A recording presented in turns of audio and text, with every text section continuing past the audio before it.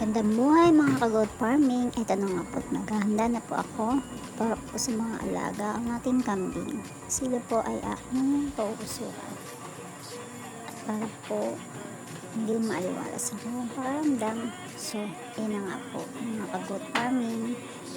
Sindi na po ako ng konting siga para magkaroon ng usok at malanghap po ng mga alaga nating kambing. Ang usok na nailagay ko po at ganun pa man din po ay para po mailagay natin yung mga lamok, insekto sa loob ng kanilang tinitirahan. Nakakatulong din po ito para makatulog sila ng maayos, hindi sila irritable.